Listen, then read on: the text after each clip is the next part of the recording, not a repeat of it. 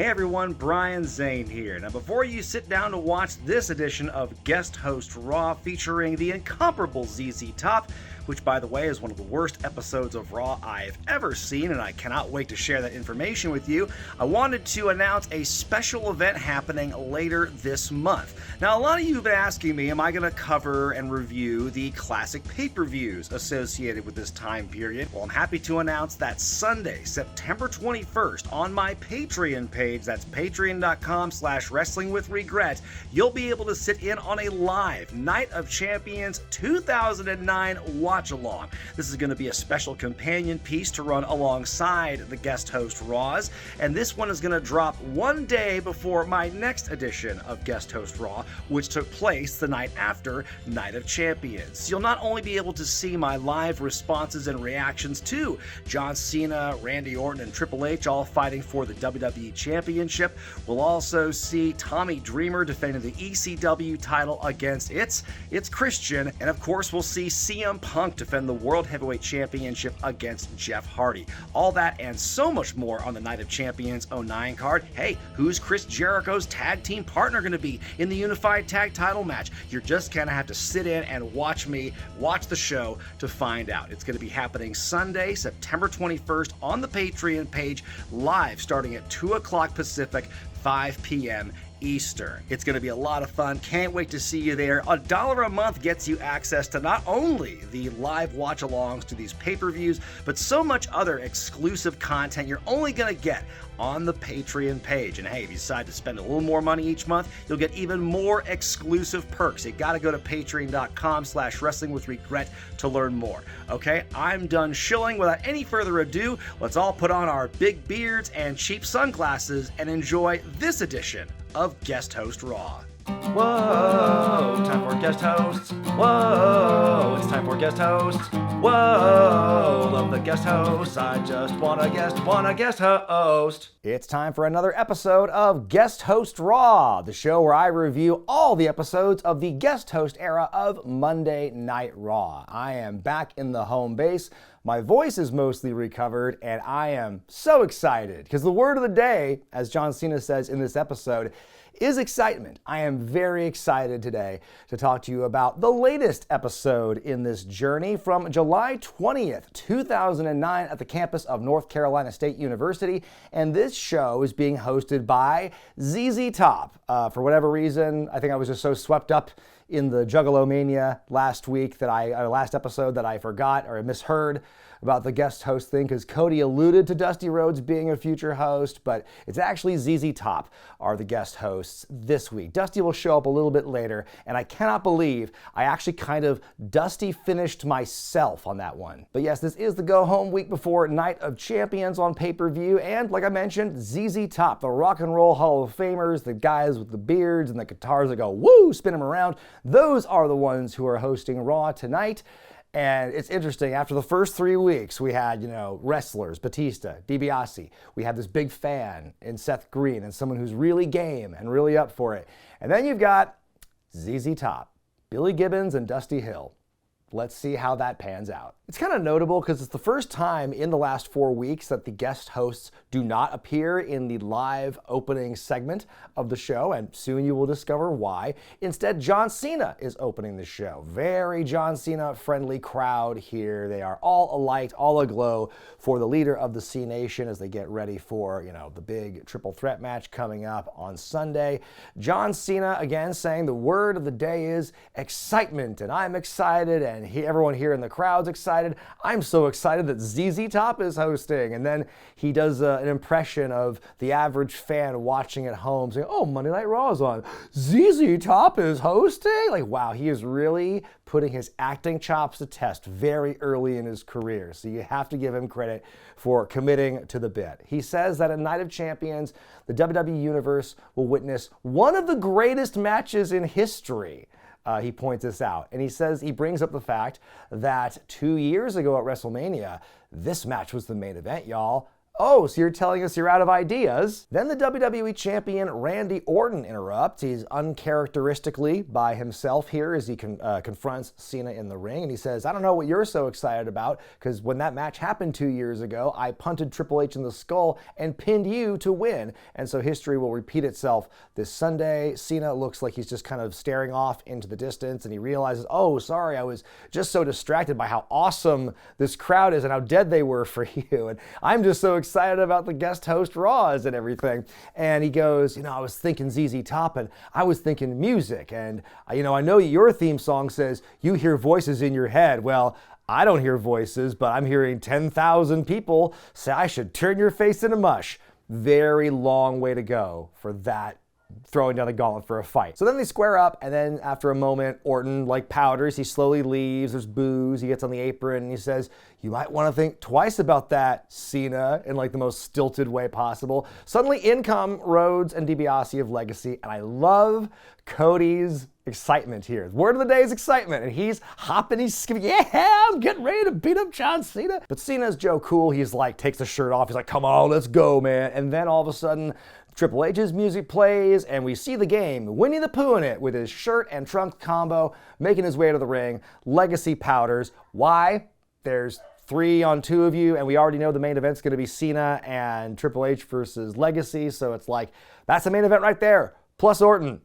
Beat him up. And so anyway, you get this moment here where Triple H tells Orton, oh, you and the girls are going to try and start a fight without me. And he says, I don't care if I win the championship or if Cena wins the championship. All I care about is that you don't win the championship. And he brings up what happened last week, and he goes, Seth Green, Seth Green, Seth Green, he's the guy who's as small as, and then John Cena interjects. He's like, small as Hornswoggle. And then Triple H at the Great Line is like, no, Hornswoggle's, well, he's not as heavy as Hornswoggle. I thought that was such a funny line.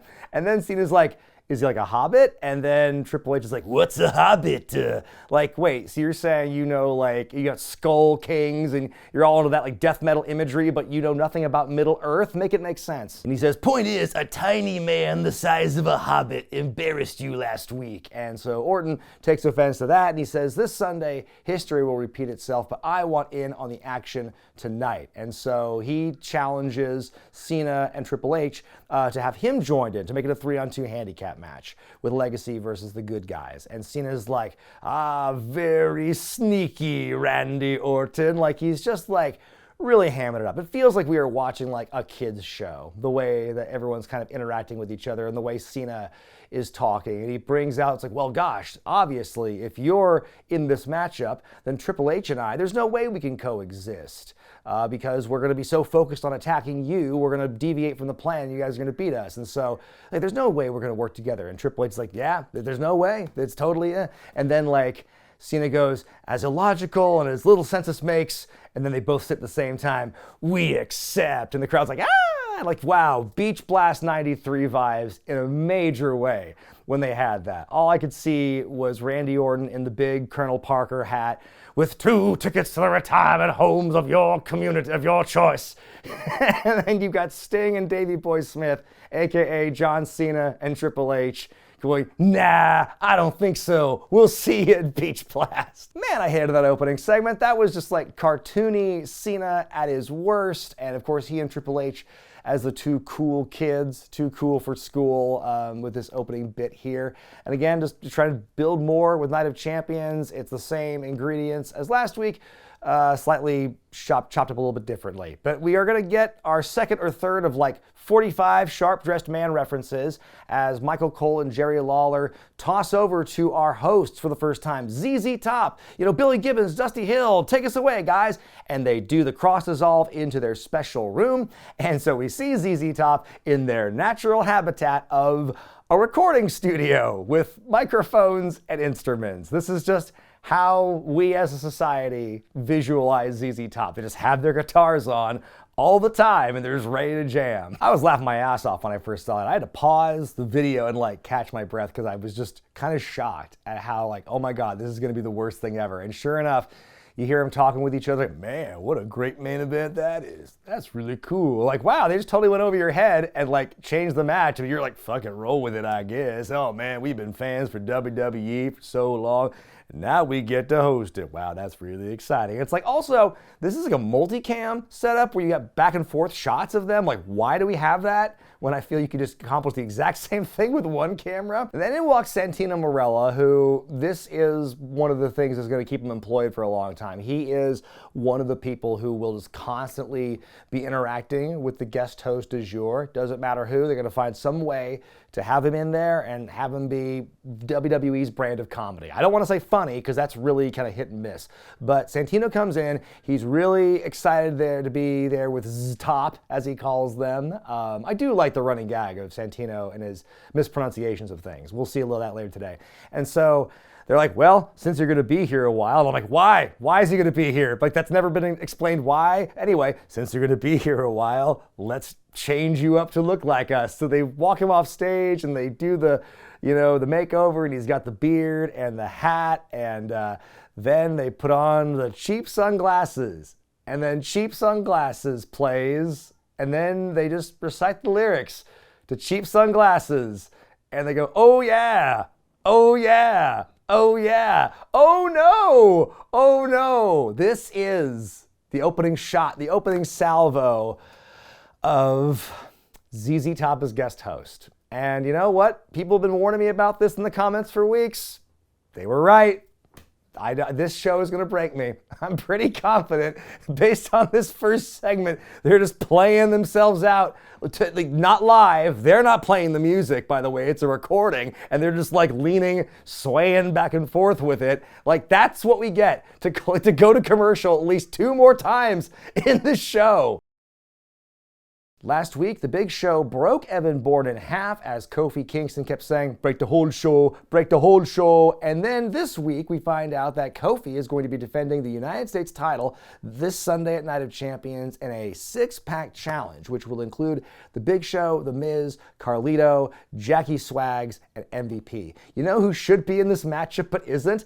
The only guy, or one of the only guys besides Big Show, who's actually beaten Kofi in singles action lately, Evan Bourne. Like, I know he's been written off with like injury and stuff, but like, why is The Miz in this matchup? Our next matchup sees Kofi, Primo, and MVP taking on Jack Swagger, Carlito, and The Big Show. It's the first time officially now we're going to see Primo and Carlito on opposite ends of the ring after their breakup a couple of weeks ago. But the story is there is a bit of keep away there. Primo really wants to get in the ring with Carlito, but he's not able to yet. This match is sponsored by Dave & Buster's, and they do try to sneak that in sometimes. Like Big Show drops Kofi on the barricade at one point, and Cole's like, well, as Dave & Buster's would say, he's feeding his fun.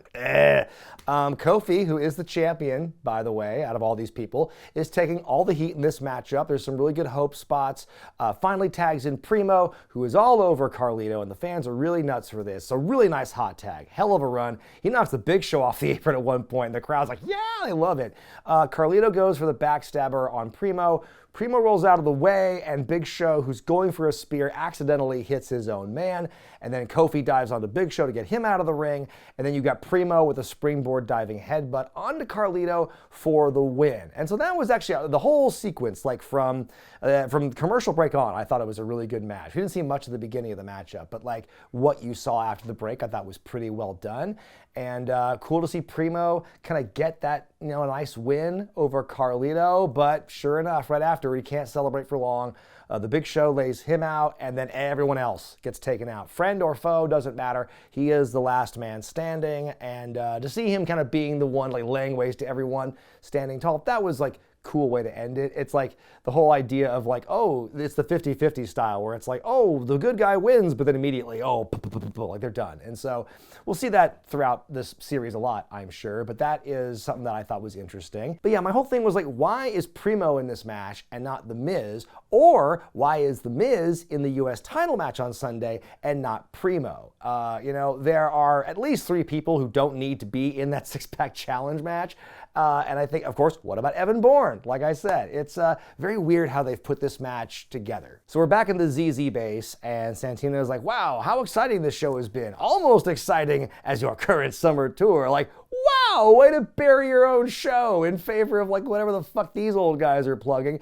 And they're like, yep, we're going to be out on the deck with our friends Aerosmith. It's going to be a real fun time. And then Chris Jericho walks in. Thank God he's going to save us. Y2J for this. Jericho walks in. I love the very natural way people are walking into this room. They just like walk back to the camera to get there, and they got to like turn around to face the camera. It is the most awkward thing. And of all the times to use a multicam setup, why don't you go to that side angle so you don't have to see the guy shuffle on in and turn around? Like, just get that angle of him walking in. Could have saved yourself a lot of trouble with that. And so Jericho's like, wow, what a moment this is. Chris Jericho and ZZ Top, two icons of entertainment in the same room together. Wow, that's really great. And Jericho's like, man, I've been such a big fan of your band, just like I'm sure you're a big fan of my band, Fozzy. And they're like, what, Fozzy? And Jericho, with a very self-deprecating line here where he says, we've been around for 10 years, you guys have been around for 40, so I guess that makes us, 1/4 as good as you guys. And so then he says, oh, I want to jam with you guys, that'd be really cool. And Billy Gibbons is like, oh, sure, maybe, but we had a different idea in mind for you. And then Dusty Hill says, we're putting you in a match against the strongest man alive, Mark Henry. Like, wow, the strongest man alive, Mark Henry. These big, oh my gosh, we're such big WWE fans. We sure love to be running the show. And they can't even get the marketing right. It's the world's strongest man. I just couldn't believe that. And Jericho is like, how? How can I wrestle Mark Henry again? They're like, how? How? Yes, how? And then they look at the camera and go, how? And they just start playing LaGrange. And Jericho is just like, what the fuck is happening? And he just walks away. It was the most insane fucking thing of the whole show. And, Jericho being there as the straight man to this clearly insane moment really saved it for me. But yeah, that was the only time I really got an enjoyment out of it, was just that Jericho reaction. We come back from commercial break and we see the Brian Kendrick. He's at ringside. He's kind of yelling at the announce team and he's giving them notes and like, oh, hey, here's how you put me over. And be sure to say I really want to be Chris Jericho's tag team partner at Night of Champions. Hey, remember that storyline? And so Lawler's just kind of annoyed with Kendrick, who, by the way, like has not been present. He's not been anywhere the last 3 weeks. So it's like, oh, here's Brian Kendrick. And Lawler's like, why don't you just get in the ring for your match? And then like Kendrick gets offended and he has the house mic and he starts yelling at Lawler and says, hey man, I was a tag team champion for over a year. That's one more WWE championship than you've ever had. And so he gets in the ring and he's like, come on, Toots, announce my opponent. And then Jerry Lawler gets up from his post and he's like, I'm going to announce your opponent. And he's from Memphis, Tennessee, and he's a Hall of Famer, and he's me. And this match is happening now. Like, wait a minute, what about the guy that the Brian Kendrick was going to wrestle? Is he just like fucking off now? Does he get to watch? What's happening? Anyway, for whatever reason, we have a match. I don't know why Jerry Lawler was so easily triggered into wrestling a match. Again, we are butting this up with like the Jerry Lawler we know and love, chicken shit Memphis heel Jerry Lawler, do anything to get out of a fight. And now he is spoiling for a fight with the Brian Kendrick. Make it make sense to me. Why is this match happening? Why is there a conflict? And Jerry is like, I'm going to wrestle in my street clothes. Haha. And so they have the match, and like Brian is totally, hamming it up. He's like, where's your ring? I don't see the ring. And then when he's got Jerry in this like hold, he's like, give it up. You're over. You're finished. You're through, King. He's just like really, house show style hamming it up here. Lawler ultimately fights back and hits the fist drop to win. Like, wow, there you go. The semi-retired Hall of Fame commentator, just apropos of nothing, gets into a match and beats the active yet underutilized Brian Kendrick in a match. Where is this going? Is Lawler going to be on the pay-per-view? Is Brian Kendrick? Like, why have this matchup? It just, like, it's a match for the sake of a match. And unless you're going to something with Kendrick where he's going to keep getting involved with Lawler, but why would you do that? Like, it just feels that this is completely random. we're going to wait and see what happens next Monday, I guess, if they follow up with it. Then after the break, we get kind of an interesting sight here, something that they don't often do in this era, like the interview stage promo zone they got with the crowd like way in the background. That's an old school look.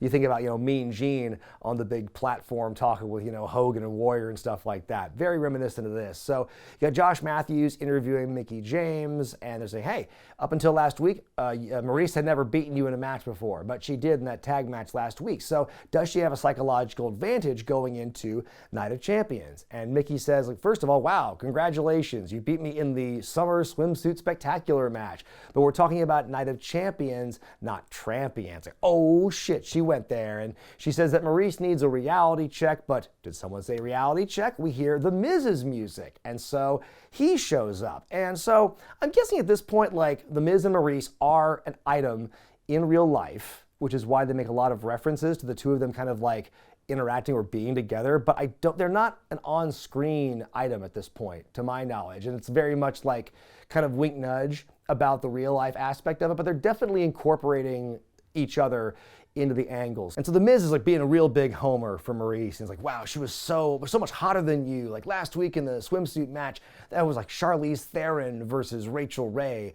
And Mickie goes wow, did you get that from the internet? All your jokes? And you can hear Michael Cole go, heh. Good one, Cole. And so then the Maurice shows up, and she just kind of stands there and looks at Mickie for a little bit, standing there, staring. Then all of a sudden, jump scare, hairspray, jump scare spray. And so she sprays something in Mickey's face, and she's I'm blinded. And Maurice does a little pose, and she walks off. I don't know, that could have done better. You could have had the Miz maybe distract Mickie a little more, and then she turns around into the hairspray and not just stand there, and Maurice has to go blah with it. So yeah, I don't know. It seemed like a weird thing that for this storyline, again, the focus seems to be so little on Mickie and Maurice, and we've just kind of been focusing on other people. This week it was The Miz. Last week, it was Gail Kim, or 2 weeks ago it was Gail Kim, I should say. It's what a very oddly booked women's championship match this is. Up next, Chris Jericho taking on the strongest man alive in Mark Henry. Of course, it's a rematch from last week when there was an impromptu match and Jericho powdered and got counted out. So technically nowhere to escape now for Jericho. But at the beginning, he's trying to really avoid Mark Henry, but he eventually gets caught. And so Henry is slamming and he's standing on Jericho and everything. Jericho's able to kind of knock Henry's leg off the rope, and that's how he's able to gain an advantage. He is able to hit the Bulldog at one point, and he's going for the walls of Jericho, but Henry is just too big. So Jericho tumbles out of the ring, Henry pursues him, Jericho hits him with a chair and gets disqualified. And I bet you can guess what happens next. Henry fights back, he throws Jericho back into the ring, he blocks a code breaker, hits the world's strongest slam, and then he's announced as the winner by DQ and his music plays. Well, you might as well have just had him pin Jericho. You're having champions lose regardless, so what's him getting beat by the world's strongest man or the strongest man alive, Mark Henry, gonna do, especially when he doesn't have a partner yet, You want to build some doubt for him a little bit, I would think. So it's just it seems very weird, they're having their cake and they're eating it too. They can't imagine either man actually losing a match in this scenario because, hey, maybe at this point wins and losses do matter.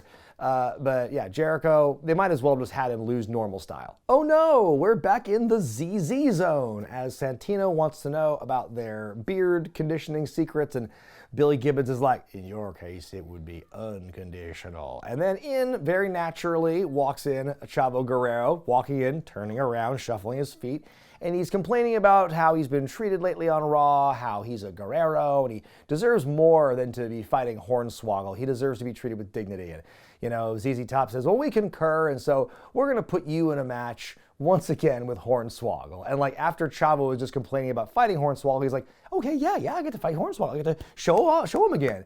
And so they said, normally this is a tuxedo match, but in this case, it'll be a sharp-dressed man match. And then Chavo walks off, and then they just go, because every girl's crazy about a blah, blah, blah, blah, and they play him off again. I'm I fucking hate this. So they give us a recap of Superstars from 2 weeks ago to show the beginning of the Chavo Hornswoggle feud and all the ridiculous matches they've been in so far.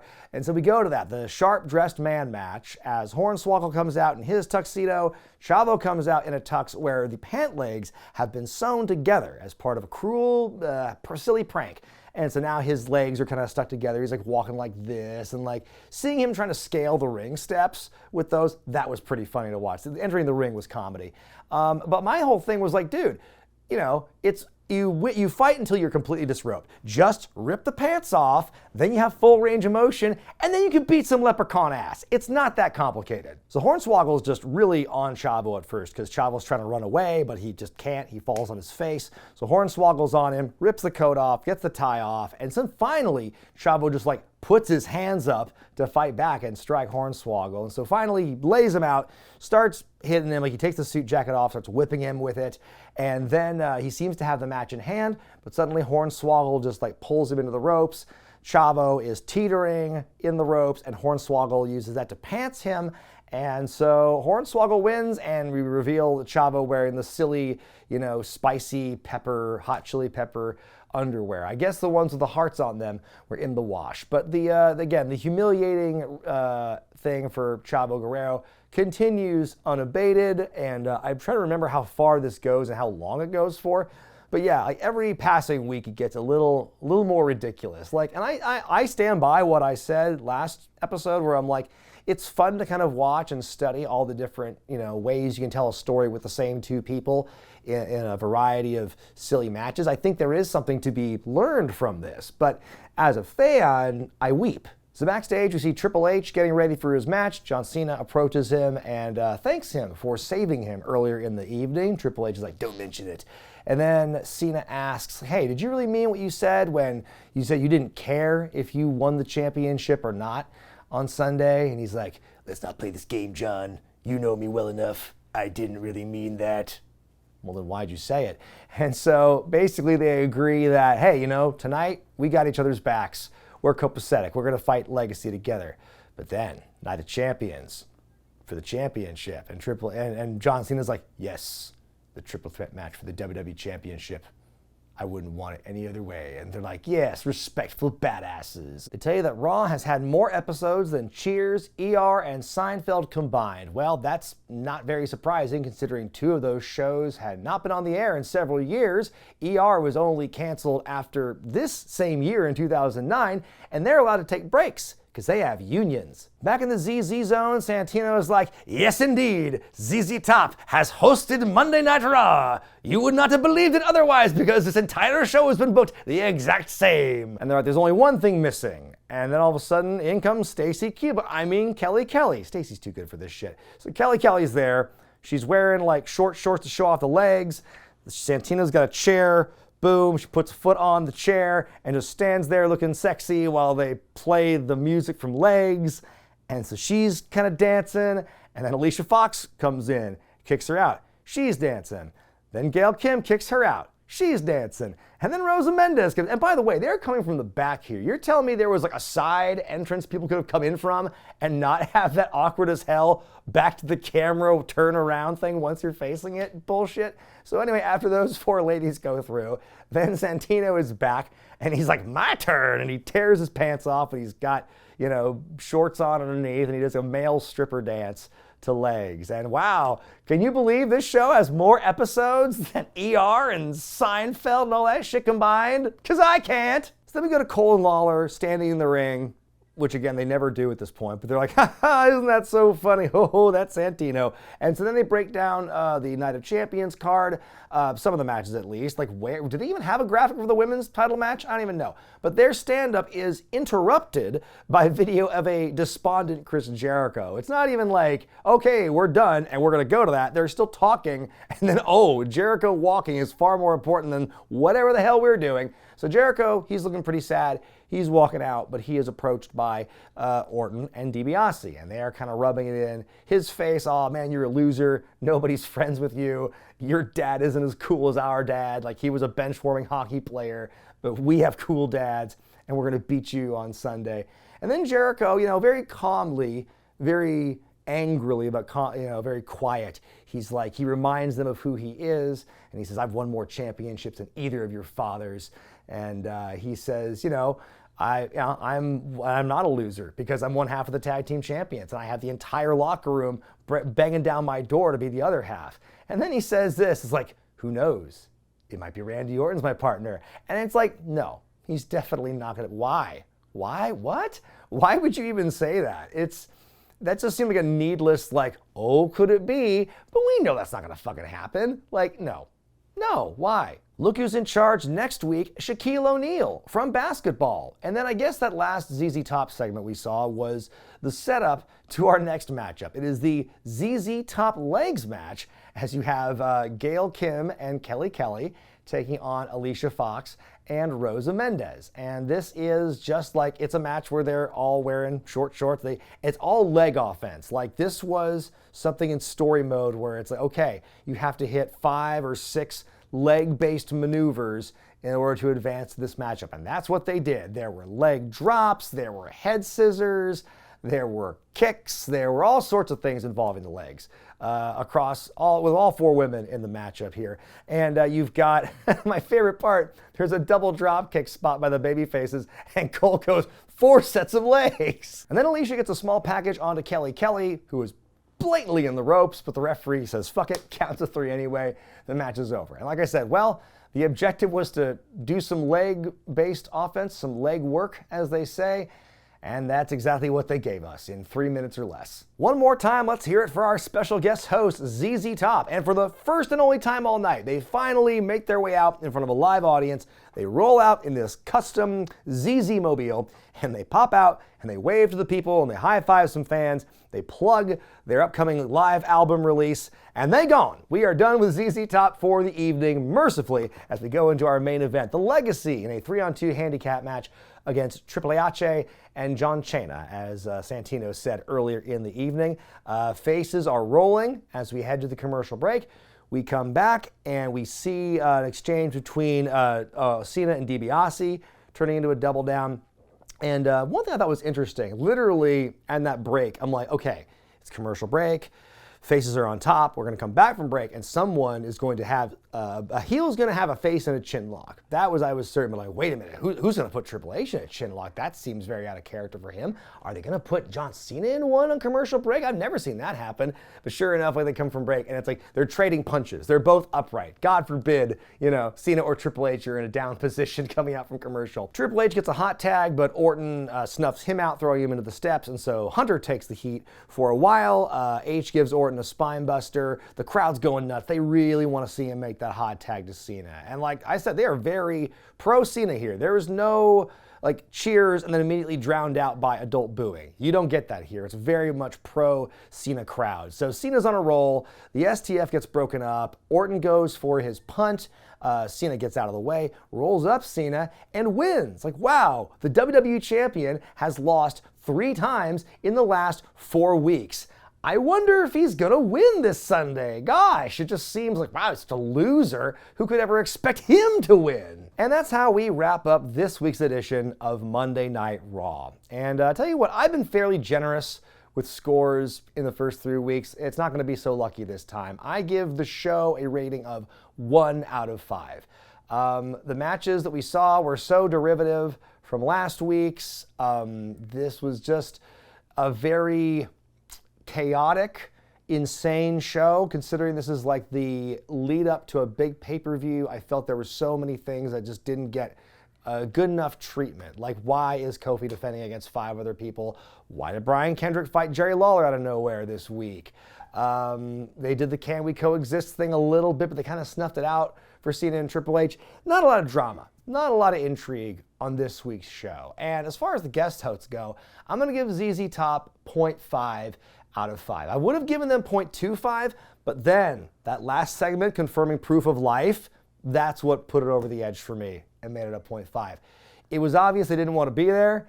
There are almost no live hits, and so they were just like, the whole setting was ridiculous. Weren't aware of the product or didn't remember to call Mark Henry the world's strongest man.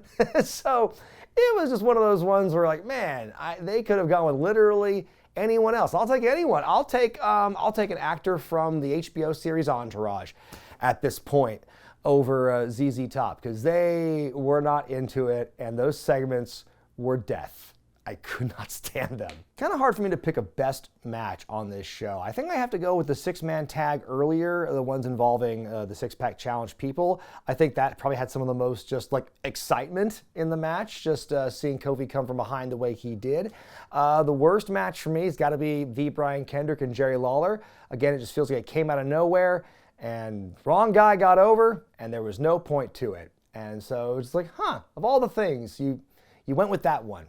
Really interesting. And now we go to those all-time rankings, and for the first time in Guest Host Raw history, this week's host debuts at the bottom of the barrel as ZZ Top breaks in at a distant 4th place of 4. But then again, this is still very early in the season. We have a lot more guest hosts to come who could all theoretically be worse than these guys, and a lot could change. But what did you think of this episode of Raw? How about ZZ Top? How about this review? Let me know in the comment section below. Be sure to give the video a thumbs up if you like it, subscribe to get more videos like this, and hit that bell icon for all the notifications. Next time here on Guest Host Raw, we are going to see Shaquille O'Neal. Are we finally going to get that face-off with he and the Big Show that they were teasing on and off for like 2 decades? Are we going to get that? Ooh, time will tell, but we know Big Shaq Fu coming to you next time at Guest Host Raw. But until then, I'm Brian Zane, and I'll see you next time.